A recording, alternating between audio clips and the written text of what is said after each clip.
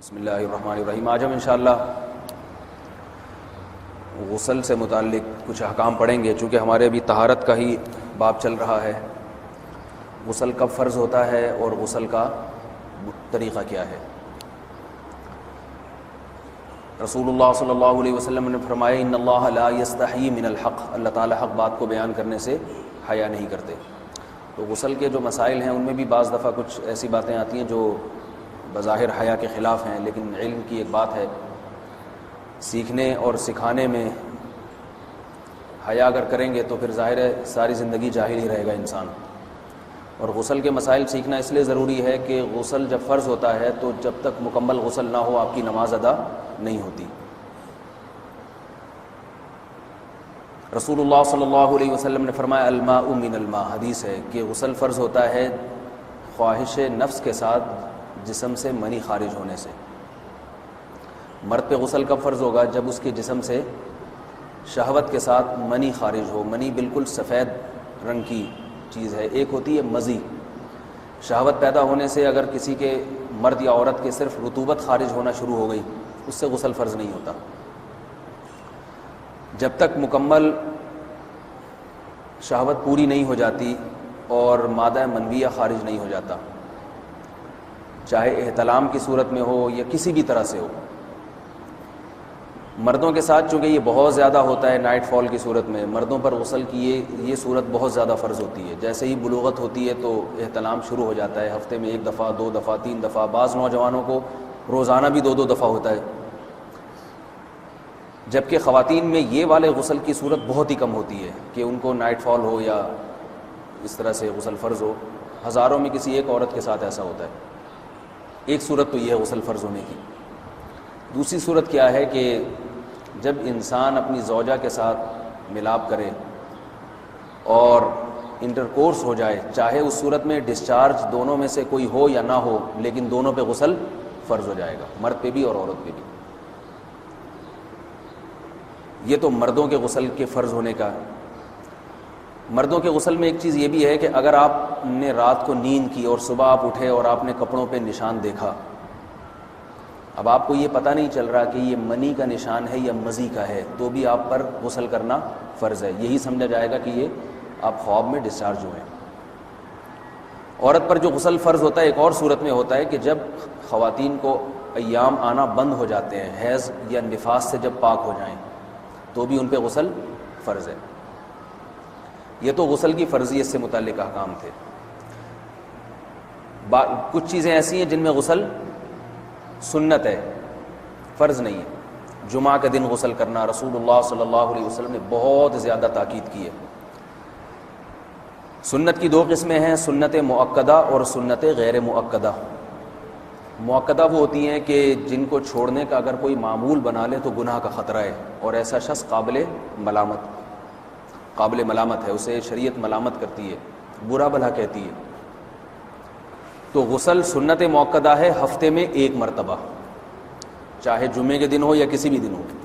جو مسلمان ہفتے میں 1 دفعہ بھی نہیں نہاتا، وہ کتنا ہی نیٹ کلین ہو، مگر شریعت کی نظر میں وہ قابل ملامت ہے، اسے تانے دینے چاہیے کہ شرم نہیں آتی ہو مسلمان مگر رہتے ہو بھنگیوں اور چماروں کی طرح۔ ملامت تو اسی کو کہتے ہیں نا۔ اس کی دلیل رسول اللہ صلی اللہ علیہ وسلم نے فرمایا، صحیح حدیث ہے، حق علی کل مسلم ان یغتسل کل اسبوع مرۃ، کہ ہر مسلمان پر لازم ہے کہ وہ ہفتے میں کم از کم 1 مرتبہ غسل کرے۔ ہر مسلمان پر لازم ہے، چاہے اس پہ غسل فرض نہ بھی ہو۔ اور کس دن بہتر ہے؟ جمعہ کے دن۔ نبی صلی اللہ علیہ وسلم نے حکم دیا ہے کہ جمعے کے دن غسل کیا جائے۔ امام احمد ابن حنبل کا مذہب یہ ہے کہ جمعے کے دن غسل کرنا واجب ہے، صرف سنت نہیں ہے بلکہ واجب ہے، لیکن جمہور کا مذہب یہ ہے کہ سنت عمل ہے۔ غیر مسلم جب اسلام قبول کرتا ہے تو اس وقت بھی اس کے لیے غسل کرنا سنت ہے۔ جب ہم مردے کو نہلاتے ہیں تو جو مردے کو نہلائے اس کے لیے بھی خود غسل کرنا افضل ہے، سنت عمل ہے۔ عید کے دن غسل کرنا سنت عمل ہے۔ تو یہ وہ تمام مواقع ہیں جن میں غسل کرنا رسول اللہ صلی اللہ علیہ وسلم کی سنت ہے۔ غسل کا طریقہ کیا ہے؟ غسل میں 3 چیزیں فرض ہیں، منہ بھر کے قلی کرنا، ناک میں پانی ڈالنا کہ ناک کی جو نرم جگہ ہے یہ اچھی طرح تر ہو جائے، اور پورے جسم پہ ایک مرتبہ پانی بہا دینا کہ جسم میں بال کے برابر جگہ بھی خشک نہ رہے. یہ تو ہے فرض، یعنی یہ کام کسی نے کسی بھی طرح سے کر لیا تو غسل ادا ہو جائے گا، چاہے اس کی نیت غسل کی تھی یا نہیں تھی. کوئی آدمی چلتا ہوا جا رہا ہے، پھسل کے تالاب میں گر گیا، پورے غوطے کھا کے باہر نکلا، کلی کر لے اور ناک میں پانی ڈال لے تو غسل اس کا ادا ہو جائے گا. البتہ چونکہ نیت نہیں تھی لہذا غسل کا ثواب نہیں ملے گا، ثواب نیت کے بغیر نہیں ملتا انسان. دلائل اس کے الگ موضوع ہے کہ اس کی دلیل کیا ہے کہ بغیر نیت کے بھی غسل ہو جاتا ہے، لیکن میں نے بتایا دلائل کا سیشن نہیں ہے، اس میں پھر بات لمبی ہو جائے گی. تو یہ تو ہے فرض، پورے جسم پہ پانی بہانا کلی اور ناک میں پانی. سنت طریقہ کیا ہے؟ رسول اللہ صلی اللہ علیہ وسلم غسل کیسے کرتے تھے؟ سنت طریقہ جس پہ جو اختیار کرنا چاہیے وہ طریقہ یہ ہے کہ جب آپ غسل کے لیے بیٹھیں تو سب سے پہلے وہ جگہ دھوئیں جہاں نجاست اور ناپاکی لگی ہوئی ہے. نائٹ فال ہوا، کسی کو احتلام ہوا، تو جہاں جہاں گندگی لگی ہے پہلے اس جگہ کو دھوئیں. استنجا کریں، شرمگاہ کو دھوئیں اچھی طرح. سمجھ رہے ہیں بات کو؟ اس کے بعد ہاتھ دھوئیں اور مکمل وضو کریں جیسے ہم عام حالات میں وضو کرتے ہیں. مکمل وضو کرنے کے بعد دائیں کندھے پہ پانی ڈالا، لیفٹ سائڈ پہ پانی ڈالا.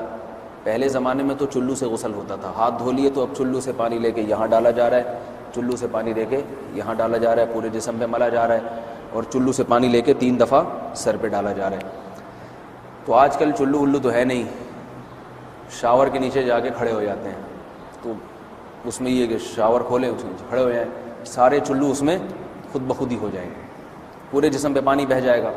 نبی صلی اللہ علیہ وسلم کے دور میں یہ جدید چیزیں نہیں تھیں، شیمپو اور صابن، تو آپ صلی اللہ علیہ وسلم بیری کے پتوں سے غسل کی ترغیب دیا کرتے تھے. بیری کے پتوں کو اگر پانی میں پکایا جائے تو پانی میں میل کچیل صاف کرنے کی صلاحیت بہت بڑھ جاتی ہے.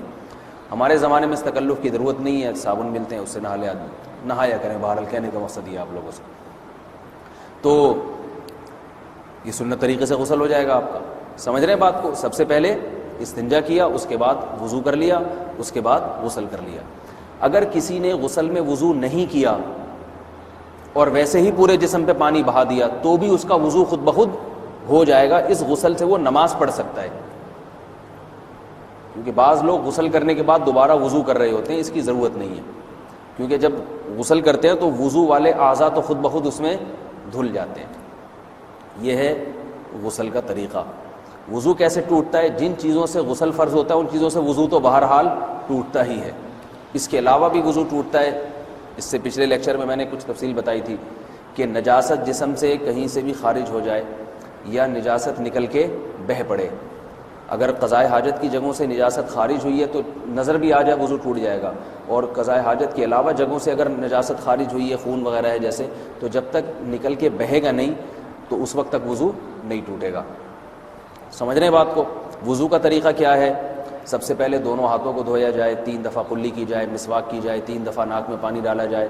پھر پورے چہرے کو، پیشانی یہ جو ہے جہاں سے پیشانی ہماری شروع ہو رہی ہے اور تھوڑی کے نیچے، تھوڑی جہاں ختم ہو رہی ہے، اور ایک کان کی لو سے دوسرے کان کی لو تک 4 اعضاء ہیں وضو میں دھونا فرض ہیں. 1 چہرہ، نمبر 2 بازو، نمبر 3 سر کا مسا، چوتھائی سر، اور نمبر 4 پاؤں کو دھونا.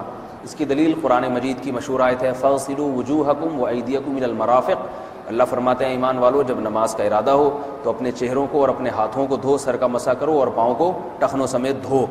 دھونے کا حکم ہے قرآن مجید میں. البتہ سر کے بارے میں یہ نہیں ہے پورے سر کا مسا کرو، بلکہ آ رہا ہے وَامْسَحُوا بِرُؤُوسِكُمْ. با کا لفظ ہے، با آتی ہے تبعیض کے لیے کہ سر کے بعض حصے کا مسا.